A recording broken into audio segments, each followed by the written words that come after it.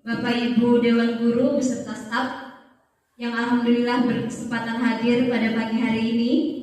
Yang saya banggakan dan kita banggakan Bapak Husein Ashari, rekan kita selaku CGP Angkatan CGP Angkatan 10 Kabupaten Lampung Barat.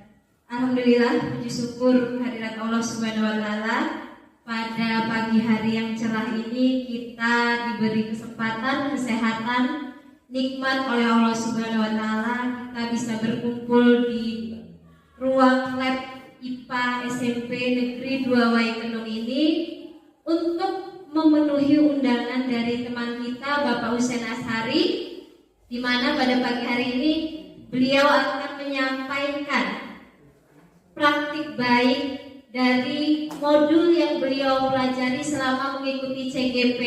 Saat ini beliau sampai di modul 1.4 yang bertemakan budaya positif.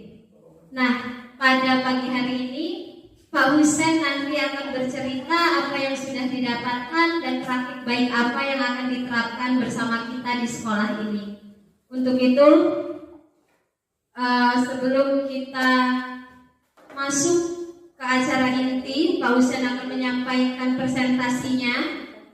Di sini saya berharap kita semua bisa mengikuti acara ini dengan baik, kemudian bisa mengambil ilmu yang diberikan, belajar bersama, serta menerapkan bersama nanti di sekolah kita, mengimbaskan kepada peserta didik di sekolah kita. Itu harapan kita bersama. Baik, Bapak Ibu, sebelum saya berikan kesempatan kepada Bapak Husein untuk menyampaikan presentasinya, marilah bersama-sama kita berikan kesempatan kepada Bapak Samsul Hadi Anur MPDI selaku Wakil Kepala Sekolah untuk memberikan sambutannya terlebih dahulu. Kepada Bapak Samsul dipersilakan.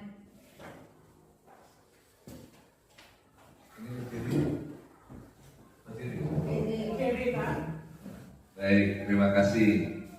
Assalamualaikum warahmatullahi wabarakatuh.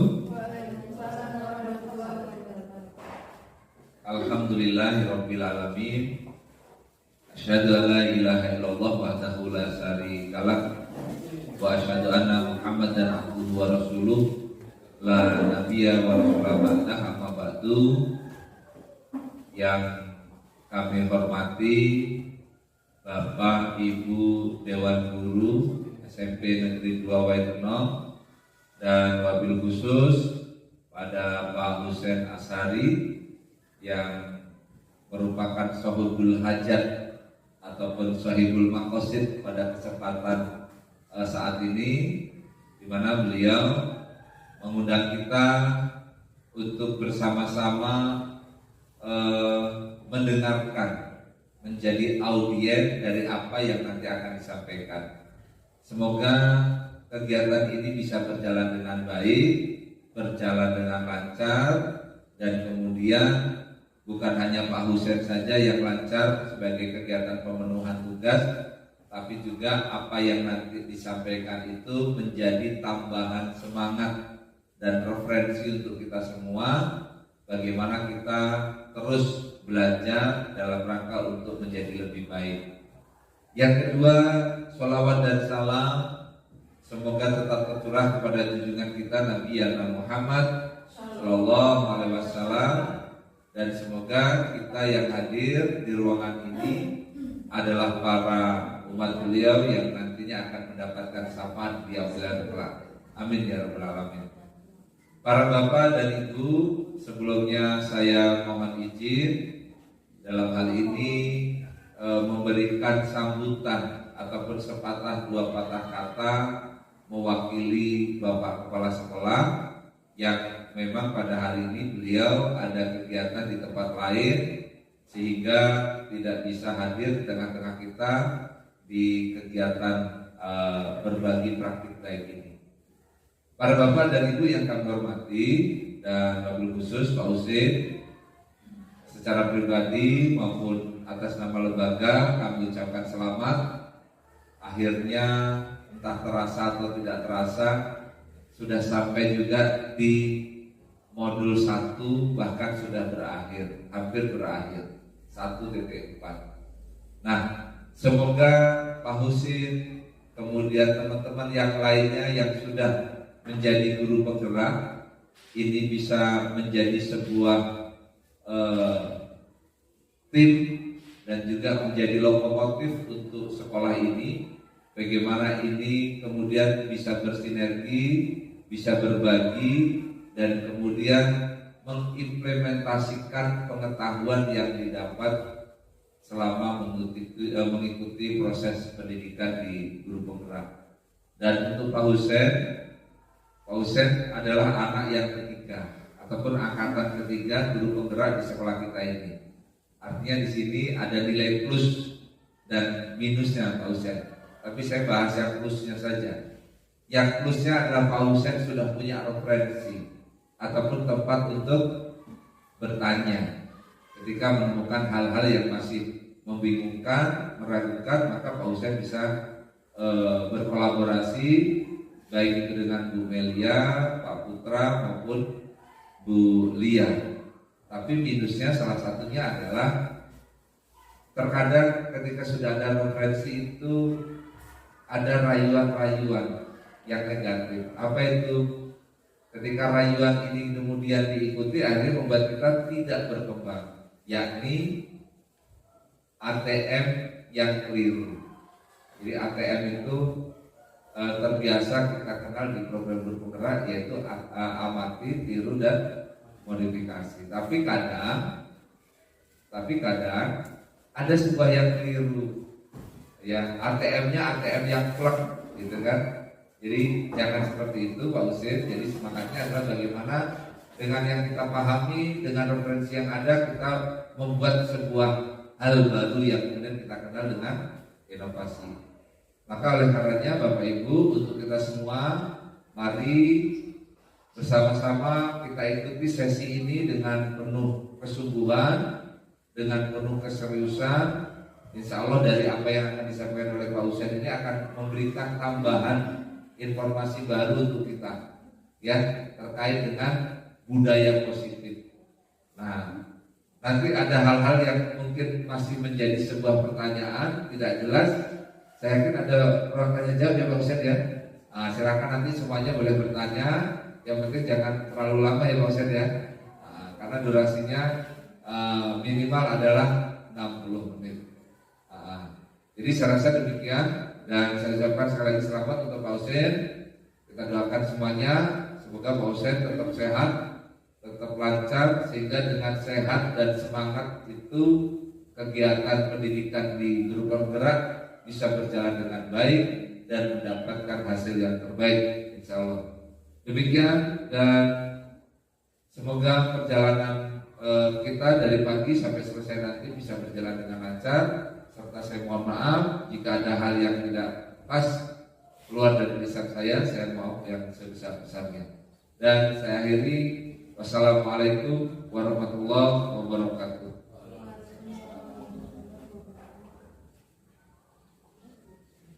Baik, terima kasih kepada Bapak Samsul Hadi An-Nur telah menyampaikan sambutannya kepada kita semua. Di mana di sini tadi kita mendengarkan dari Bapak Samsul bahwa untuk Pak Husin kita semua menitipkan harapan besar. Kita semua berharap ada perubahan yang terjadi meskipun sederhana.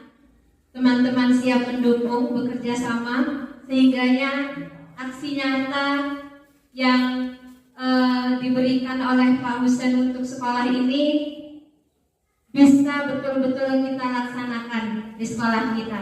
Jadi tidak hanya sekedar penyelesaian tugas, tapi juga ada dampak positif, budaya positif yang benar-benar diterapkan di sekolah kita, sehingga kita semua bisa merasakan manfaatnya yang lebih baik.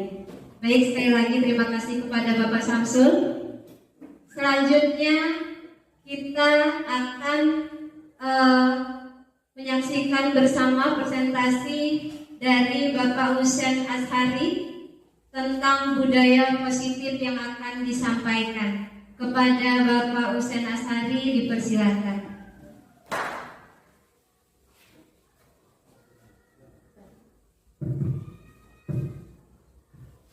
Bismillahirrahmanirrahim. Assalamualaikum warahmatullahi wabarakatuh. Waalaikumsalam warahmatullahi wabarakatuh. Amin Bu. Ya Bu. Baik, yang terhormat kepada Bapak Wakil Kepala SMP Negeri Doaitno, Bapak Samsul Hadi Anwar MPDI, yang saya hormati Bapak Ibu Dewan Guru beserta staf tata usaha SMP Negeri 2 Waiteno. Yang pertama, marilah kita selalu senantiasa memanjatkan rasa puja puji beriring syukur hadir Allah Subhanahu wa taala, karena alhamdulillah pada pagi hari menjelang siang ini, hari yang cerah, kita dapat bisa berkumpul di ruangan lab IPA SMP Negeri 2 Waiteno dalam rangka undangan saya untuk memenuhi tugas budaya positif. Selanjutnya, salawat beriring salam apabila kita haturkan kepada junjungan kita Nabi Agung, Nabi besar, Nabi Muhammad Sallallahu Alaihi Wasallam. Baik, Bapak Ibu hadirin sekalian saya hormati. Sebelumnya saya ucapkan terima kasih kepada Bapak Ibu yang telah berkenan hadir memenuhi undangan saya untuk memenuhi tugas. Tadi sudah disebutkan bahwasannya saya sudah menempuh pendidikan CGP di angkatan ke-10 di Kabupaten Lampung Barat ini, dan alhamdulillah step by step, tahap demi tahap sudah dilewati dan sekarang sudah ada di modul 1.4, dan ada tugas yang harus saya penuhi, membuat aksi nyata, menyampaikan presentasi yang sudah disampaikan Ibu Melia selaku moderator tadi tentang budaya positif. Jadi Bapak Ibu hadirin sekalian, kita di sini hanya belajar bersama, ya. Mudah-mudahan yang apa yang saya sampaikan bisa menambah wawasan, menambah pengetahuan, dan apabila nanti misalnya ada sedikit keliru, ya Bapak Ibu, tadi sudah disampaikan bahwasanya saya ini adalah anak ketiga. Jadi kalau memang nanti ada yang sedikit keliru tentang presentasi saya, tentang penyampaian saya, nanti kita dirembukan kembali, diskusikan kembali dengan kakak tingkat, ya. Kakak tingkat di senior saya, ada Ibu Melia, ada Ibu Bapak Yuda Purnama Putra, dan Ibu Fitri Aprilia. Baik Bapak Ibu hadirin sekalian, tadi sudah jelaskan slide pertama ya Bapak Ibu. Kita santai saja ya Bu, kita belajar bersama saja. Selanjutnya sudah berdoa belum Bapak Ibu? Belum ya. Baik, tadi terlupakan ya bahwasanya setiap aktivitas, setiap kegiatan kita awali dengan berdoa bersama. Jadi untuk mengawali kegiatan kita pada pagi hari menjelang siang ini, memohon ridho dari Allah Subhanahu wa taala, mari kita berdoa untuk keyakinan masing-masing. Waktunya silakan berdoa dimulai.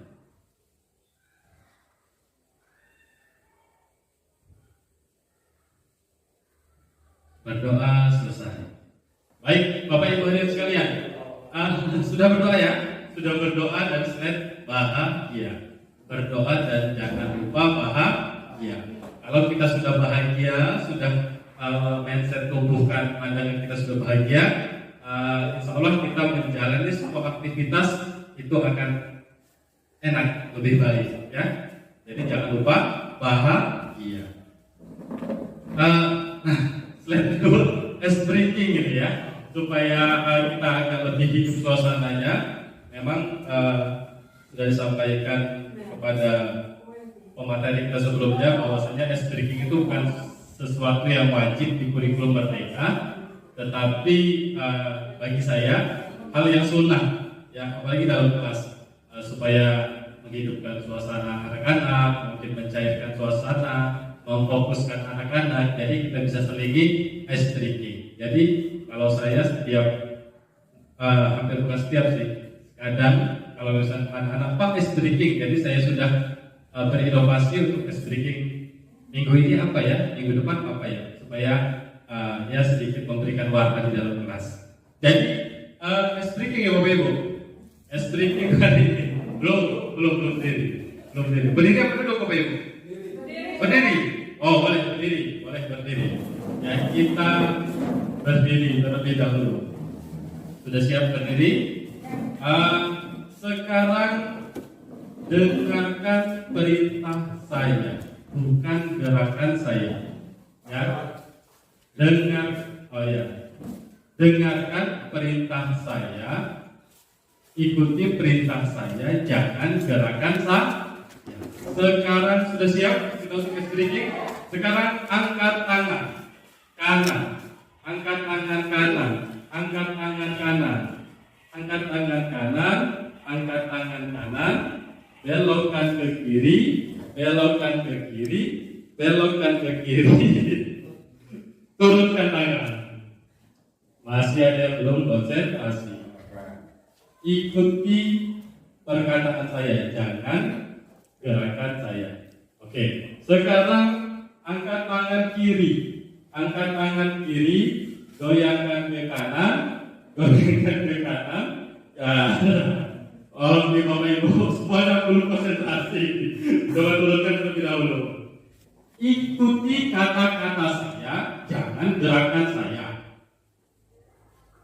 Paham? Paham? Udah betul. Paham. Goyangkan ke kanan ini. Oke. Ada yang salah. Ya, tadi ada yang salah. Oke. Oke. Sekali lagi. Angkat tangan kanan, angkat tangan kanan, angkat tangan kanan, pegang kepala, belokkan ke kiri, belokkan ke kiri, angkat tangan kanan, angkat tangan kanan, turunkan tangan kiri, turunkan tangan kiri. Ya, semuanya turunkan. Oke, perintahnya ikuti kata-kata saya, bukan gerakan saya. Tadi ada yang angkat tangan kanan, angkat tangan kiri, tangannya di dalam baju. Karena sudah digoyangkan. Nah, sedikit aja ya Bu, streakingnya. Masih konsentrasi. Oke, baik Bapak Ibu. Sedikit streaking yang sudah saya sajikan. Selanjutnya kita ke materi yang akan kita lewati pada hari ini, pada kesempatan ini. Yang pertama yaitu disiplin positif dan nilai-nilai kebajikan universal. Yang kedua, teori motivasi, hukuman dan penghargaan dan restitusi. Selanjutnya, keyakinan kelas. Keempat, kebutuhan dasar manusia dan dunia berkualitas. Yang kelima, restitusi, 5 posisi kontrol. Yang terakhir, restitusi, segitiga restitusi. Ya, mungkin dari istilah-istilah yang kita akan pelajari bersama hari ini bukan hal yang awal lagi ya, karena kita kemarin sudah ada guru penggerak yang sudah menyampaikan, dan hari ini kita kembali mempelajari kembali. Oke, baik Bapak Ibu, disiplin positif dan nilai-nilai kebajikan universal. Apa yang Anda pikirkan Bapak Ibu jika mendengar kata disiplin? Taat, ya betul. Maksudnya, kalau kita mendengar kata disiplin, aturan, iya betul, aturan, disiplin, taat, ya. Ya biasanya kita selalu mengaitkan disiplin dengan taat, patuh dan hukum. Ya pintar ya, ya. Dan selanjutnya Bapak Ibu, makna disiplin berasal dari bahasa Latin disiplina, yang artinya belajar. Makna asal dari kata ini berkonotasi dengan disiplin dari diri murid. Socrates dan Plato, disiplin ini membuat orang menggali potensinya menuju sebuah tujuan apa yang dihargai. Namun dalam budaya kita, makna kata disiplin telah berubah menjadi sesuatu yang dilakukan seseorang pada orang lain untuk mendapatkan kepatuhan. Dan kecenderungan umumnya adalah menghubungkan kata disiplin dengan ketidaknyamanan, bukan dengan apa yang kita hargai atau pencapaian suatu tujuan yang mulia. Itu makna dari disiplin. Disiplin diri. Disiplin diri adalah bagaimana cara kita mengontrol diri dan bagaimana menguasai diri untuk memilih tindakan yang mengacu pada nilai-nilai yang kita hargai agar tetap tercapai tujuan yang mulia yang diinginkan. Selanjutnya, ini ada nilai-nilai kebajikan universal Bapak Ibu. Ya, kemarin kita sudah belajar ya, kita ulas kembali kan. Nilai-nilai kebajikan adalah sifat-sifat positif untuk yang merupakan tujuan mulia yang ingin dicapai setiap individu. Nilai-nilai tersebut bersifat universal dan lintas bahasa, suku, bangsa, agama maupun latar belakang. Setiap perilaku berkebutuhan memiliki suatu tujuan, kata Dr. William Glasser pada teori kontrol 1984. Dengan mengaitkan nilai-nilai kebajikan yang diyakini seseorang, maka motivasi intrinsnya akan terbangun, sehingga menggerakkan motivasi dari dalam untuk mencapai tujuan mulia yang diinginkan. Dan nilai-nilai kebajikan yang ingin dicapai setiap anak Indonesia kita kenal dengan profil pelajar Pancasila. Di antaranya ada beriman dan bertakwa kepada Tuhan Yang Maha Esa, berakhlak mulia, mandiri, bernalar kritis, berpendidikan global, bergotong royong dan kreatif. Insya Allah dari profil pelajar Pancasila karena sudah tidak asing lagi karena kita sudah memahaminya. Dan ini adalah nilai-nilai kebajikan, nilai-nilai yang disepakati bersama lepas dari suku, bangsa, agama, bahasa maupun latar belakangnya. Contoh nilai kebajikan institusi organisasi yang pertama adalah profil pelajar Pancasila. Ya, tadi sudah disebutkan beriman bertakwa kepada Tuhan Yang Maha Esa, berakhlak mulia, berpendidikan global, gotong royong mandiri, bernalar kritis dan kreatif.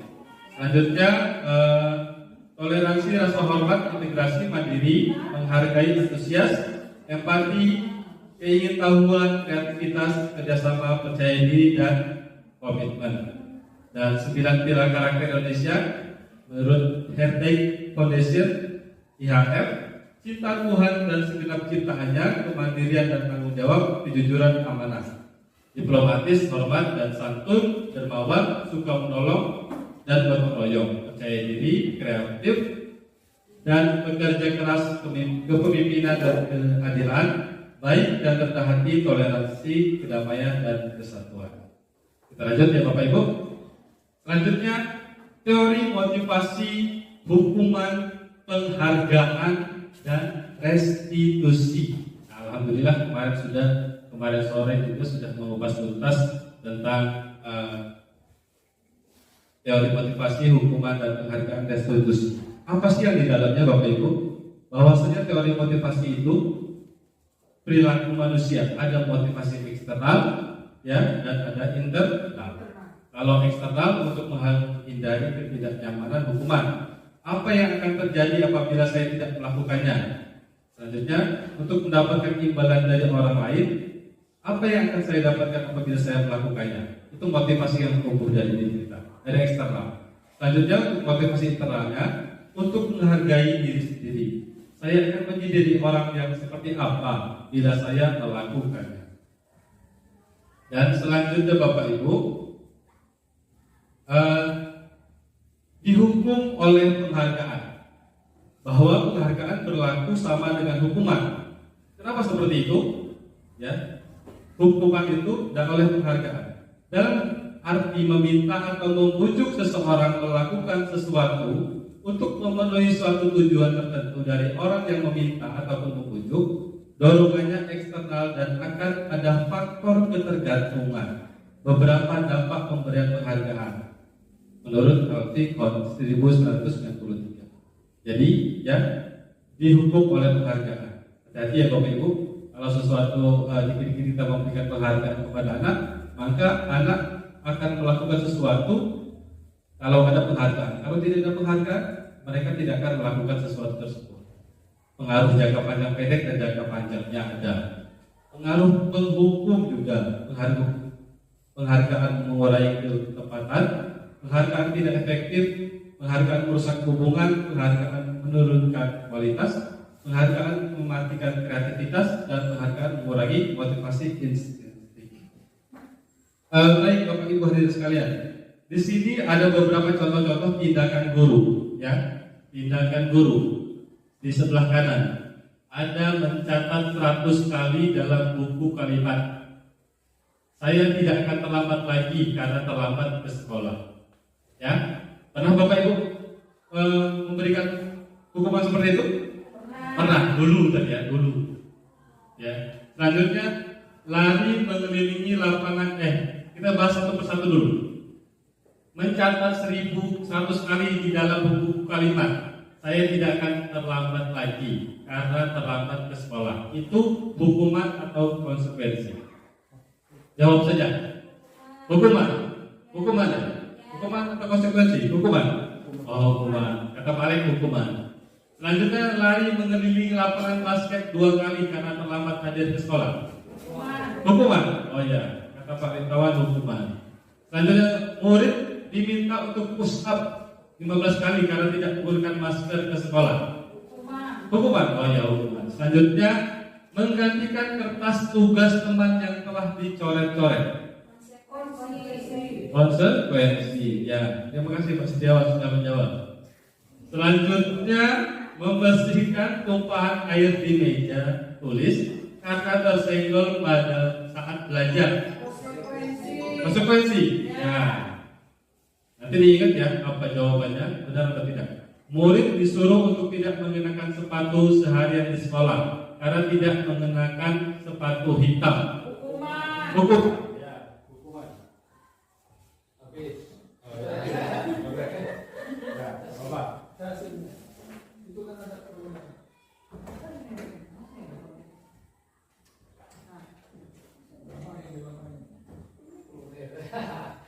Ya, kita lanjut tadi ya.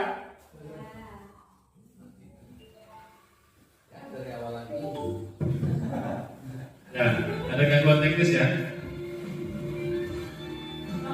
Oke.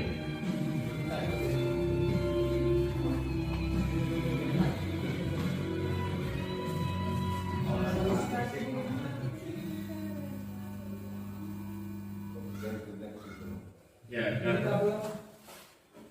Kabel HDMI-nya. HDMI.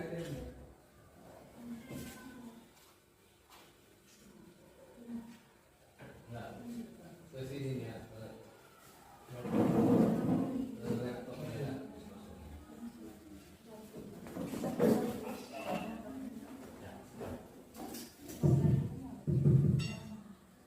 bisa dipotong.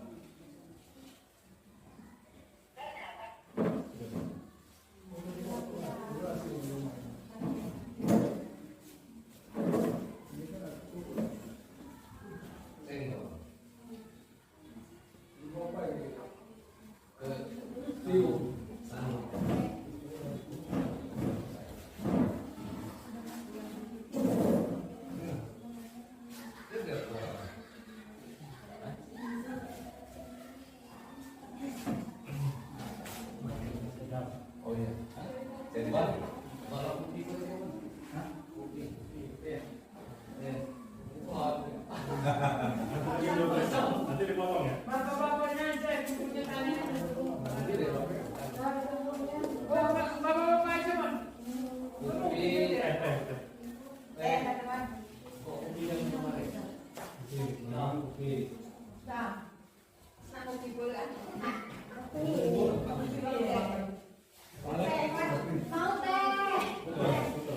Udah sih tes semua. Nggak mau, aku aja. Enggak, bisa satu. Kopi. Buanaga.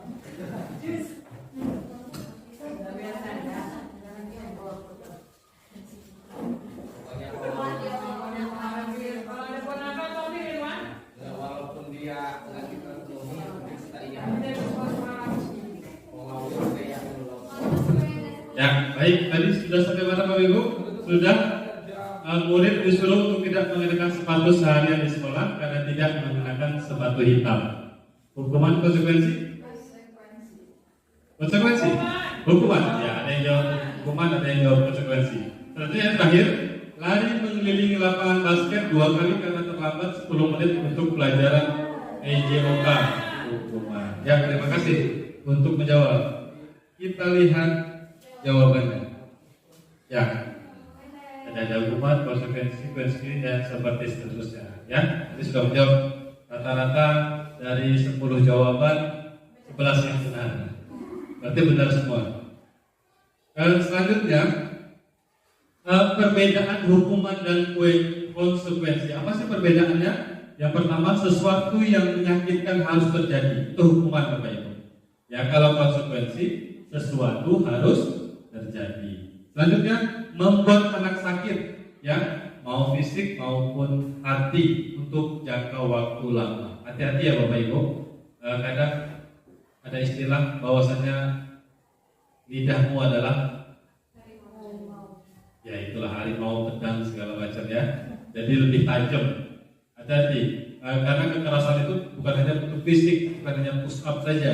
Tadi sudah dijelaskan ya, push up ya mungkin untuk fisik, membuat hukuman fisik, tapi membuat sakit juga dengan kata-kata mungkin yang kurang pas untuk anak didik kita. Bedanya, kalau konsekuensi membuat anak merasa tidak nyaman dalam jangka waktu pendek. Selanjutnya, anak membenci kedisiplinan. Ya, kalau dikit-dikit kalian membersihkan toilet karena terlambat, jadi anak akan membenci kedisiplinan. Ya, dengan hukuman kita yang berikan.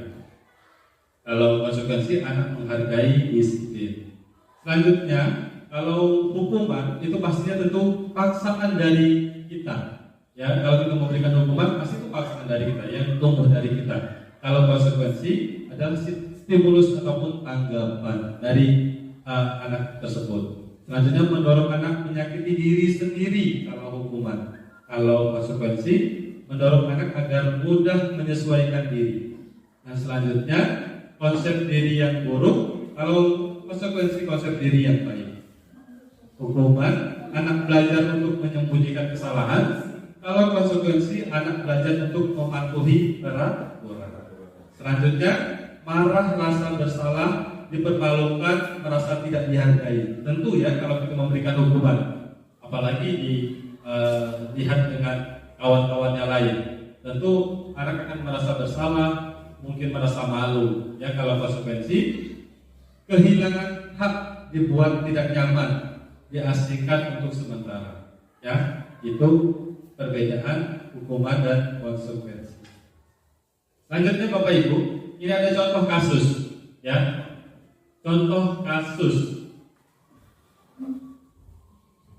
Bisa kita baca ya Bapak Ibu. Kalau hukuman, tadi sudah ya contohnya, guru menghukum siswa tersebut hormat bendera selama 10 menit. Itu hukuman. Selanjutnya, guru marah dan murid takut. Nah, itu hukuman itu. Ya. Selanjutnya, kalau konsekuensi, guru memberikan konsekuensi untuk mengerjakan PR-nya saat istirahat atau dikerjakan sebanyak 3 kali lipat. Kamu tidak mengerjakan PR hari ini ya, nanti kerjakan 3 kali lipat, 5 kali lipat. Itu konsekuensi. Selanjutnya, guru tegas dan siswa menghormati peraturan. Ya, guru yang galak-galak, yang tegas. Kalau restitusi, guru menanyakan keyakinan kelas dirinya dan membantu siswa menyelesaikan masalahnya. Dan selanjutnya, guru terbuka dan siswa menghormati dirinya dan orang lain. Ya, itu antara 3 perbedaan hukuman, konsekuensi, dan restitusi. Tadi sudah dijelaskan apa sih restitusi. Nah, kita ke materi selanjutnya sih. Apa itu restitusi Bapak Ibu? Restitusi adalah proses menciptakan kondisi bagi murid untuk memperbaiki kesalahan mereka, sehingga mereka bisa kembali berkelompok pada mereka dengan karakter yang lebih kuat. Restitusi juga merupakan proses kolaboratif yang mengajarkan murid untuk mencari solusi untuk masalah mereka dan membantu murid berpikir tentang orang seperti apa yang mereka ingin menjadi, tujuan mulia, dan bagaimana mereka memperlakukan orang lain. Ya, itu menurut Gosen tahun 2004. Itu makna dari restitusi. Selanjutnya, ciri-ciri restitusi ada 9 Bapak Ibu. Yang pertama, bukan untuk menebus kesalahan, namun untuk belajar dari kesalahan.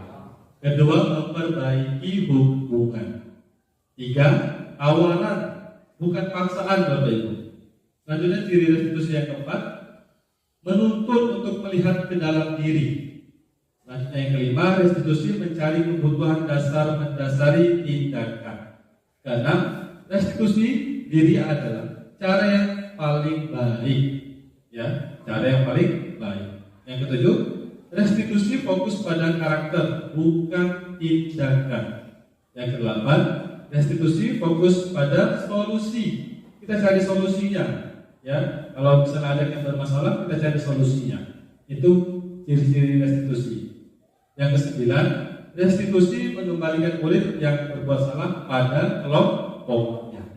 Dan nanti di sesi terakhir, ada contoh videonya yang sudah saya buat untuk memenuhi tugas kemarin juga. Selanjutnya, keyakinan kelas. Keyakinan kelas. Wah, hampir semua ya kita sudah membuat keyakinan kelas ya Bapak Ibu. Hampir semua. Apalagi wali kelas, ya. Nah, sekarang ada pertanyaan sampai sini Bapak Ibu? Ya, ada pertanyaan sampai sini? Ya, Bu Rizka? Oh ya, silakan Bu Rizka. Ada pertanyaan? Mengapa harus keyakinan mengapa harus keyakinan kelas? Kenapa nggak peraturan kelas? Apa perbedaannya? Oh. Kekurangan dan kelebihannya maksud itu. Oke, baik. Ya. Kalau dulu kita mungkin dengar peraturan kelas ya. Ya. Kalau sekarang di kurikulum Merdeka yang insya Allah kita sudah terapkan di tiap kelas tentang keyakinan kelas. Ya. Mengapa keyakinan kelas tidak peraturan kelas? Terima kasih Bu sudah memberikan pertanyaan. Sekarang kita jawab bersama-sama. Bahwasanya mengapa keyakinan kelas ya? Saya ketik ya. Keyakinan kelas mengapa tidak peraturan kelas saja? Saya ketik ya. Saya lewatkan file. Kalau keyakinan kelas Bapak Ibu, nilai kebajikan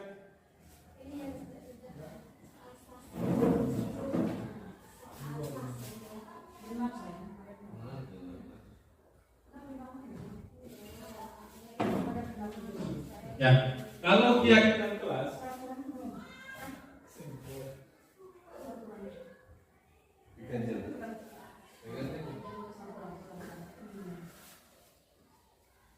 Situ apa?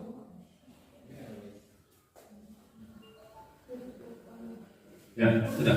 Ya, kalau keyakinan kelas, keyakinan kelas itu adalah nilai-nilai kebajikan universal yang sudah mengakar dari bersama. Jadi kalau keyakinan kelas itu tumbuh dari siswa-siswa kita untuk keyakinan bersama. Mereka membuat diri sendiri. Ya, apa sih keyakinan kelas sendiri? Diri terbuka, didiskusikan bersama dan dibantu oleh wali kelas ataupun guru mata pelajaran.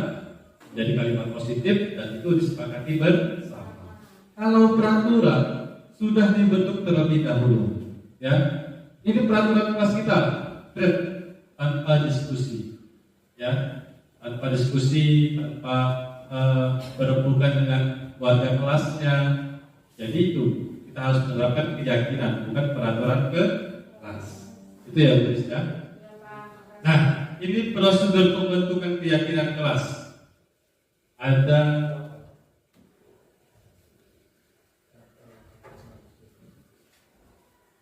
Ada 7 ya. Sebentar ya Bapak Ibu. Ada 7 prosedur pembentukan keyakinan kelas. Jadi kalau kemarin membentuk keyakinan kelas ini, Ibu kita bentuk anak-anak, kita bentuk keyakinan kelas. Kalau memang kurang pas, ini ada 7 prosedur pembentuk keyakinan kelas.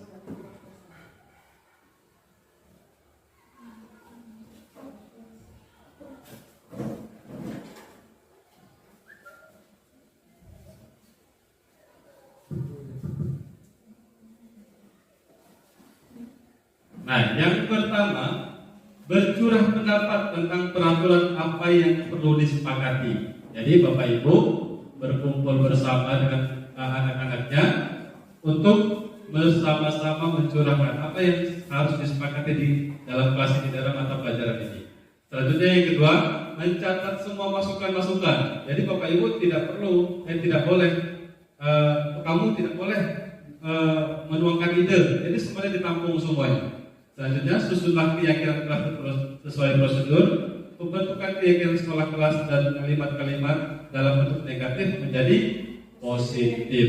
Ya, tidak ada kalimat yang negatif dalam keyakinan kelas. Selanjutnya, tinjau kembali daftar curah pendapat yang sudah dicatat untuk menemukan nilai kebajikan keyakinan yang tujuh. Yang kelima, tinjau ulang keyakinan sekolah kelas secara bersama-sama. Dan keenam, menyetujuinya dengan menandatangani keyakinan. Ya, sudah setuju, sudah disepakati, kita tanda tangan. Oh, ini tanda bukti kita setuju. Selanjutnya yang terakhir, keyakinan kelas ataupun sekolah selanjutnya diletakkan di dinding kelas di tempat yang mudah dilihat untuk warga kelas. Jadi, kalau sudah ditempel, kita semua warga kelas bisa melihat tentang keyakinan kelas. Oke, baik Bapak Ibu. Materi selanjutnya tentang kebutuhan dasar manusia. Kebutuhan dasar manusia adalah segala sesuatu yang kita lakukan untuk mendapatkan apa yang kita inginkan. Seluruh tindakan yang kita lakukan memiliki tujuan tertentu dan semua usaha terbaik yang kita lakukan adalah dalam rangka agar kebutuhan dasar kita terpenuhi dengan baik. Nah, apa saja sih kebutuhan dasar manusia itu? Ada 5 Bapak Ibu. Yang pertama, bertahan hidup, seperti makan, pakaian, tempat tinggal, keamanan, kesehatan. Ya, selanjutnya kasih sayang dan rasa diterima. Ya, rasa diterima, kepedulian berbagi, kerjasama, menjadi bagian dari kelompok. Nah, itu rasa kasih sayang. Selanjutnya penguasaan, harga diri, keinginan untuk dianggap pemimpin, berprestasi, diakui dan didengar. Selanjutnya kebebasan, mandiri, memiliki pilihan, mencoba hal baru, mampu mengendalikan arah dirinya. Selanjutnya yang terakhir Bapak Ibu, kesenangan. Contohnya ya bermain, humor, antusiasme dan tertawa. Jadi kalau misalnya Bapak Ibu melihat anak-anak misalnya tertawa-tawa di kelas, ya mungkin kebutuhan dasarnya kesenangannya kurang terpenuhi di luar, gitu kan? Nah, selanjutnya pertanyaan pemantiknya, jika Ibu Ida adalah wali kelas 9D di SMP Negeri Daweteno, sedang bingung menghadapi ulah salah satu murid di kelasnya, beberapa murid di kelas 9D mendatanginya dan mengeluhkan sikap Profi yang seringkali meminta bekal makan siang mereka dengan paksa. Ya, ini salah satu contoh saja ya Bapak Ibu. Nah, jika menghadapi situasi seperti yang dilakukan Ibu Ida, apa yang akan Anda Ibu lakukan? Untuk menurut Anda, kira-kira apa alasan Profi melakukan hal tersebut? Apa kira-kira Bapak Ibu? Kita kaitkan dengan 5 kebutuhan dasar manusia. Si Rofi ini 9B sering meminta bekal kawannya dengan paksa. Berarti ada kebutuhan dasar. Ya betul Pak Putra. Jadi ya alasan Rofi melakukan hal tersebut, ada kebutuhan dasar yang tidak terpenuhi. Ya, kalau manusia merasa lapar, berarti dia akan makan. Berarti kita kembali tadi bahwasanya untuk kebutuhan dasar manusia Rofi ini kita analisis bahwasanya untuk bertahan hidupnya kurang terpenuhi. Mungkin ya dari rumah kurang sarapan, gitu ya, Bapak Ibu. Nah, selanjutnya kebutuhan apa yang diperlukan? Misal, ibu guru tidak menyapaku hari ini, padahal aku menggunakan sepatu baru. Kebutuhan dasar apa kira-kira Bapak Ibu? Hah? Oh ya, kurang kasih sayang, kurang perhatian. Ada siswa yang baru, biasanya adalah setiap siswa itu yang mempunyai karakter yang berbeda-beda. Kok ibu ini nggak negor sayang gitu kan? Padahal saya pakai sepatu baru, oh berarti dia kurang kebutuhan dasar rasa kasih sayang. Selanjutnya ini kebutuhan apa yang diperlukan? Bermain handphone di sekolah itu seru. Ya, betul sekali Pak Putra. Kebebasan. Selanjutnya yang aku bosan belajarnya cuma itu saja, dengerin ibu guru aja. Ada nggak kira-kira buat seperti itu? Ada. Bosan kok saya ini belajar ini dan catat terus. Berarti yang kebutuhan dasar yang kita harus penuhi adalah apa? Kesenangan. Ya, kesenangan. Ya betul Pak Putra. Ya. Nah, selanjutnya Bapak Ibu, kita ya silakan sembari santai, silakan untuk dinikmati untuk minum dan makannya. Selanjutnya kita ke materi selanjutnya, posisi kontrol sebagai guru. Nah, kira-kira dari kelima kontrol ini, ya, dan saya akan jelaskan kita selama ini masuk ke posisi mana sih? Ya, yang pertama ada penghukum, ada pembuat merasa bersalah, ada posisi sebagai teman, ada posisi sebagai pemantau, dan ada posisi sebagai manajer.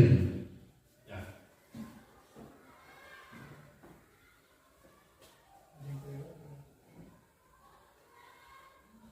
Nah, terlihat nggak Bapak Ibu? Saya bacakan kalau tidak terlihat ya. Ini salah satu contoh kasus. Adi yang terlambat hadir ke sekolah. Ya.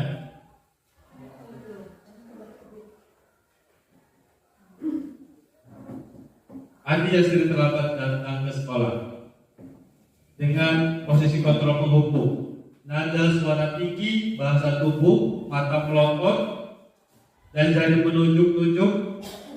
Ya.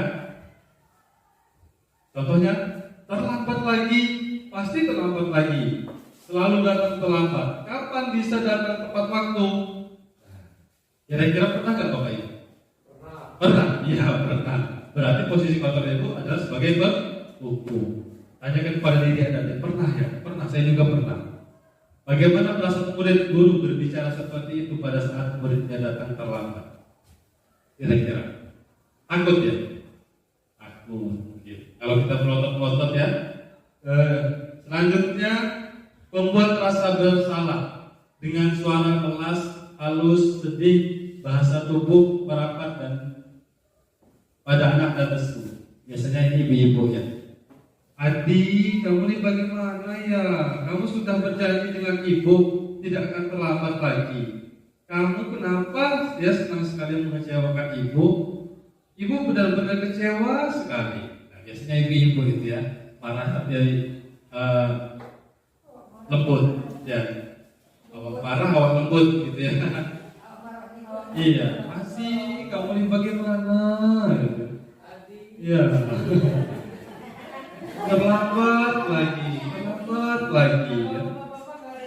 Iya. Jadi bagaimana perasaan murid bila tertegur seperti itu? Ya, hasil murid akan merasa bersalah. Aduh, saya bersalah betul dengan ibu ini ya. Ibu ini udah melas-melas, bersalah telah mengecewakan ibu atas bapak guru kan. Murid akan merasa menjadi orang yang gagal dan tidak sanggup membahagiakan orang lain. Kadang-kadang sikap seperti ini lebih berbahaya dari sikap penghukum karena emosi akan tertanam rapat di dalam. Ya, selanjutnya posisi sebagai teman. Nah, kira-kira gini. Nada suaranya ramah, akrab dan bercanda. Bahasa tubuh merapat pada murid, mata senyum jenaka. Kira-kira ada yang ini? Contohnya, Adi, ayolah, bagaimana sih kamu nih? Kemarin kan sudah janji kepada bapak, bukan? Kenapa terlambat lagi? Slow gitu kan? Begitu ada anak yang terlambat, slow dia, menganggap sebagai teman, ya sampai tertawa-tawa ya. Ya sudah, tidak apa-apa. Duduk sini. Nanti Pak Guru bantu kamu. Sampai senyum-senyum kan? Nah, jadi bagaimana perasaan murid dengan sikap guru seperti itu? Ya kalau dianggap teman ya santai saja, ya. Jadi hasilnya murid akan merasa senang dan akrab dengan guru. Itu termasuk dampak yang positif hanya saja. Ya dengan keakraban tersebut hanya saja sesi negatifnya murid menjadi tergantung pada guru tersebut. Ya, bila ada masalah dia merasa bisa mengendalikan guru tersebut untuk membantunya. Selanjutnya pemantau, ya, pemantau. Contohnya dengan ada suara datar, bahasa tubuh yang formal. Contoh ada dialognya di Bapak Ibu. Guru, Adi, tahukah kamu jam berapa kita mulai? Adi jawab, tahu Pak. Guru, kamu terlambat 15 menit. Apakah kamu sudah mengerti konsekuensi yang harus dilakukan tidak terlambat?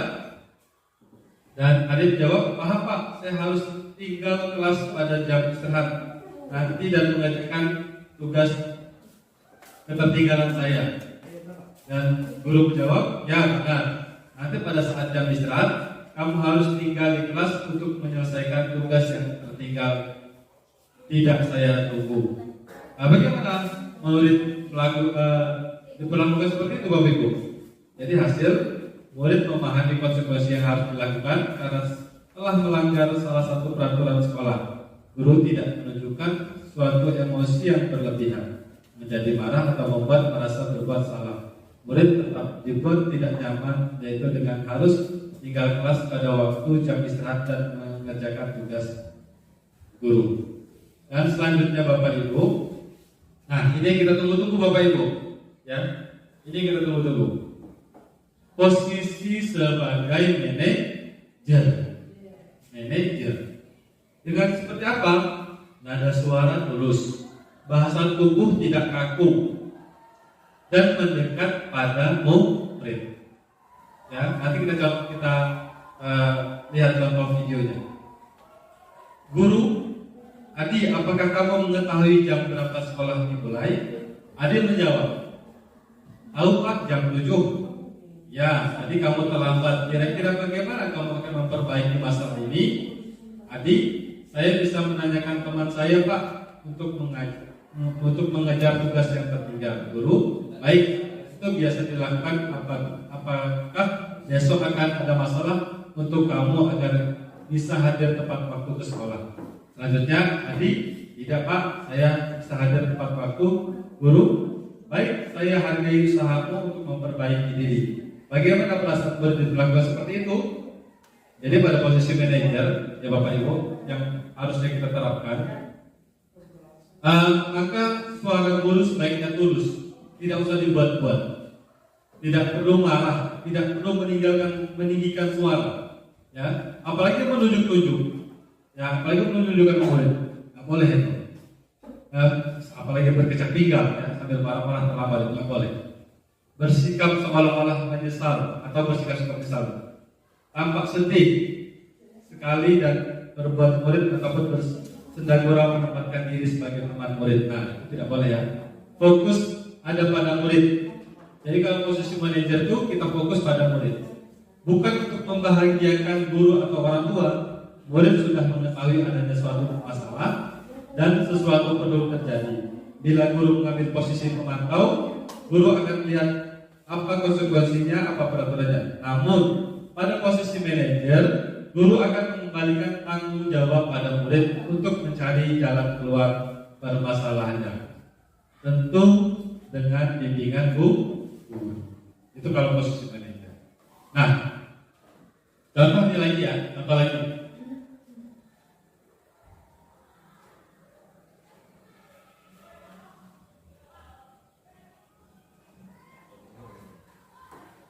Ya, sebagai nikmati Bapak Ibu.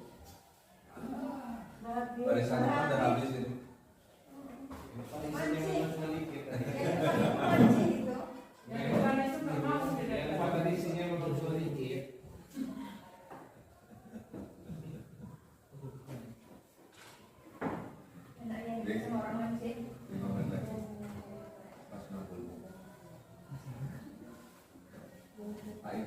Mulainya 9 lebih 15. Iya. Tapi ada potongan yang dari gambar usah ada tengah apa-apa. Ini mulai juga kayak ini. Selesai. Nah, ya. Tadi kita sudah lihat contoh-contohnya. Selanjutnya segitiga itu apa sih Bapak Ibu?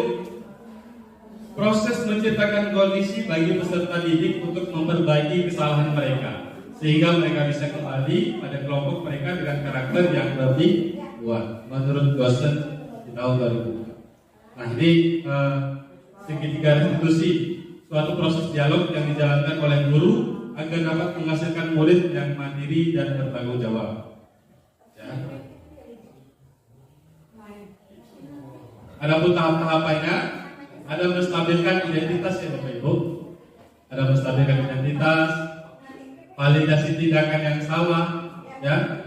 Selanjutnya menanyakan keyakinan, ya, menanyakan keyakinan. Oke, baik Bapak Ibu, tadi saya sudah menjelaskan dan memberikan contoh sebuah penyelesaian masalah tentang segitiga restitusi. Kita sekarang lihat contoh videonya ya Bapak Ibu.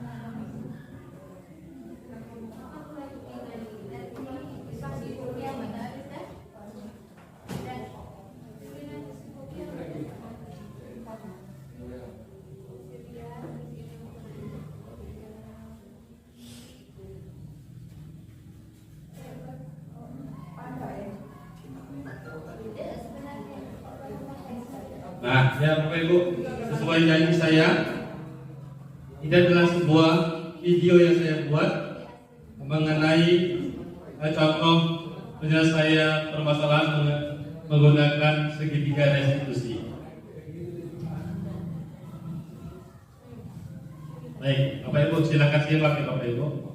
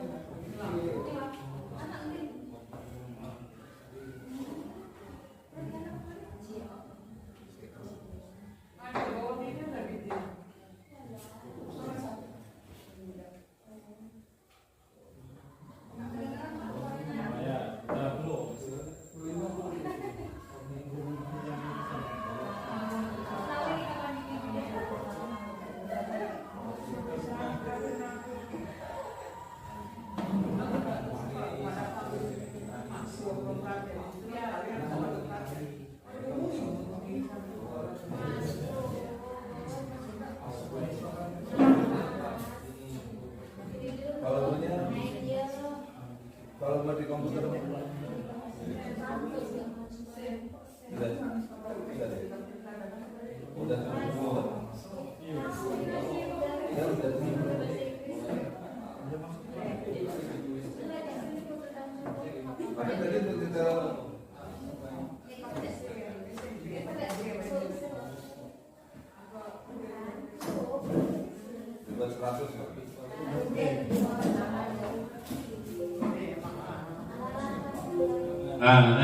mulai Bapak Ibu. Ini diperankan oleh artis Jeffrey Nicole. Coba kita lihat. Terus kalian ya Bapak Ibu.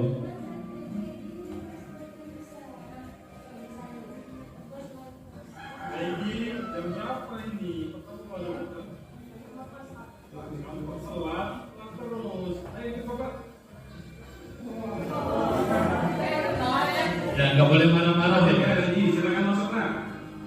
Silakan duduk Regi. Apa kabar hari ini Regi?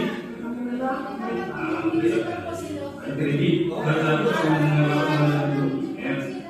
Katanya kamu sering datang ke Muhammad ya? Nah ini kita menstabilkan identitas dulu ya Bapak Bapak Ibu. Berapa kali sih Regi datang terlambat? Sudah Berapa kali? Sering terlambat itu atau kesalahan bukan Regi? Iya Pak. Baik Regi, yang kesalahan itu manusiawi. Setiap orang pasti pernah berbuat kesalahan.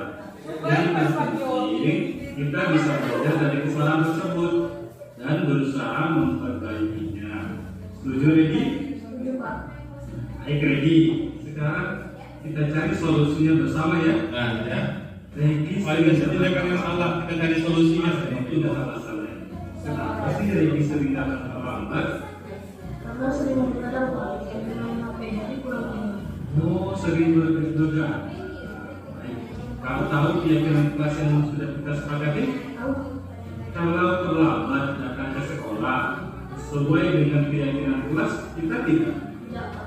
Menurut kamu, keyakinan kelas apa sih yang sudah kamu langgar? Disiplin Pak. Kalau menurut kamu disiplin itu berarti tidak untuk kamu. Mungkin Pak. Karena membuat saya datang ke sekolah tepat waktu dan bisa menghargai waktu.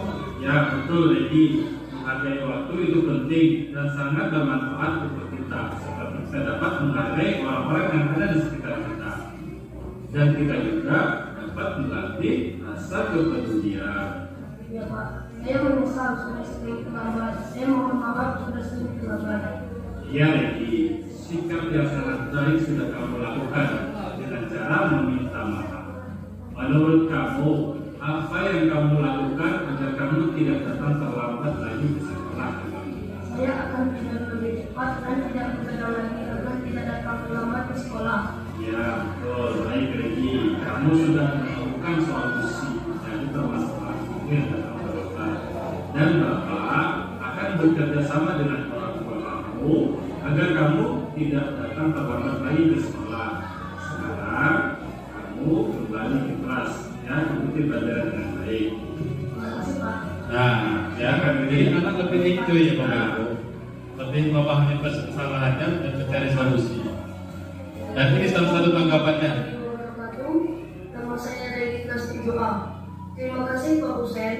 Saya senang sekali diajak diskusi dengan Bapak Guru untuk menemukan solusi atas kesalahan yang telah saya lakukan. Saya tidak akan begadang lagi supaya tidak terlambat ke sekolah.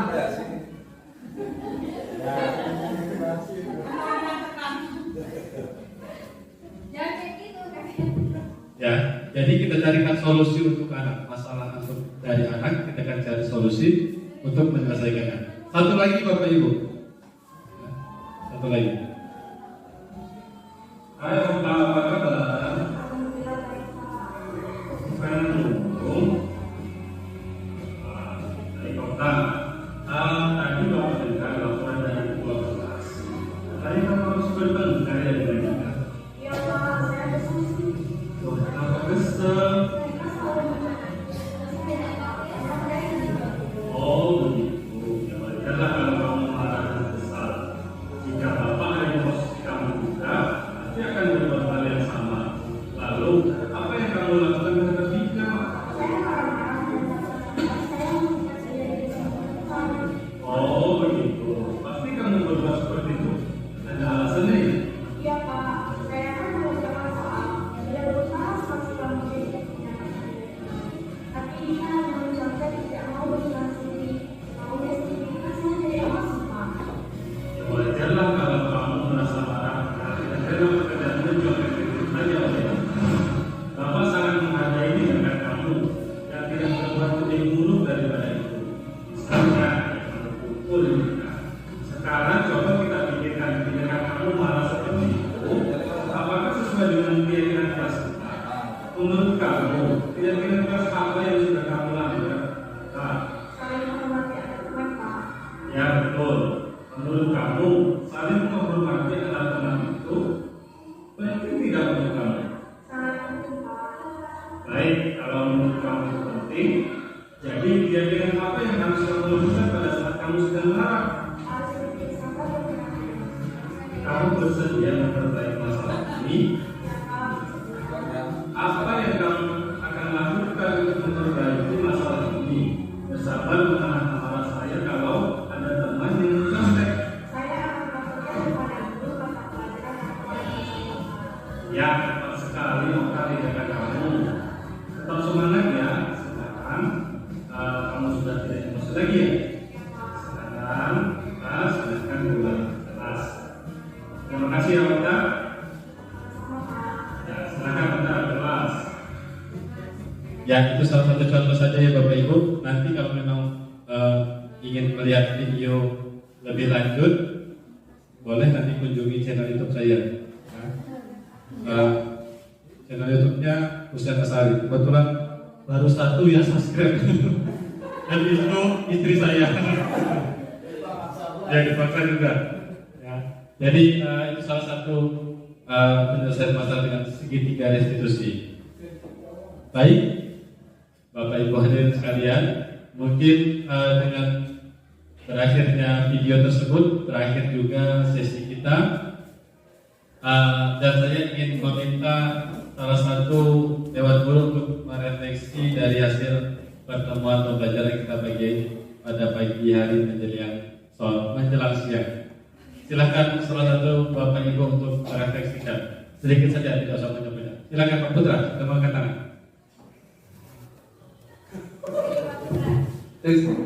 Baik. Assalamualaikum warahmatullahi wabarakatuh.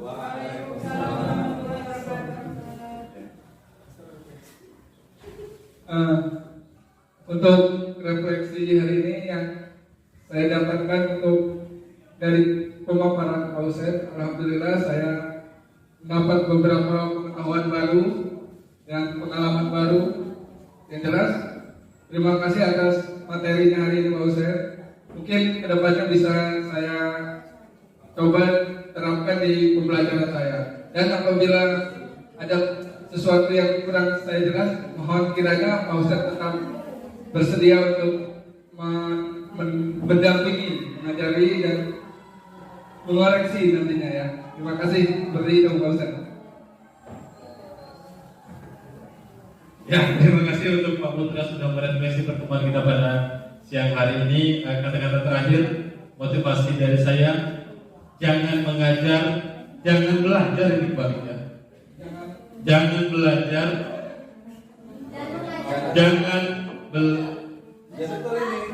jangan mengajar kalau tidak mau belajar. Ya, itu adalah motivasi saya untuk hari ini. Dan terima kasih untuk pertemuan hari ini sudah bersama dari awal sampai akhir. Ingat, pertemuan pertama tadi sudah saya sampaikan bahwasanya saya masih dalam proses belajar. Dari sini tema kita belajar bersama, dan mohon maaf apabila saat penyampaiannya kurang pas, kurang berkenan, mungkin ada canggung, ada salah kata, dan kepada Allah saya mohon ampun, dan mudah-mudahan kita semuanya mendapatkan maghfirah dari Allah Subhanahu wa taala. Amin. Baik, akhirul kalam, wabillahi taufiq wal hidayah. Wassalamualaikum warahmatullahi wabarakatuh.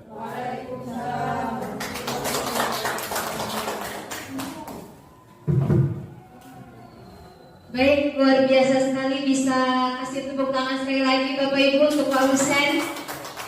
Ya, demikian yang sudah disampaikan Pak Husain, luar biasa tentang disiplin positif yang telah kita dengarkan bersama dan bisa kita ambil pelajaran pada pagi hari ini. Tadi ada hukuman, konsekuensi, restitusi. Saya rasa sudah sangat jelas yang disampaikan oleh Pak Husain, bahwasanya dari ketiga itu mana Bapak Ibu yang paling tepat kita terapkan terhadap peserta didik kita? Yang mana Bapak Ibu? Restitusi ya. Jadi harapannya adalah bagaimana kita bisa menerapkan restitusi tersebut kepada peserta didik kita maupun kepada rekan sejawat. Kalau temannya sedang ada masalah, mau curhat, kita terapkan itu restitusi.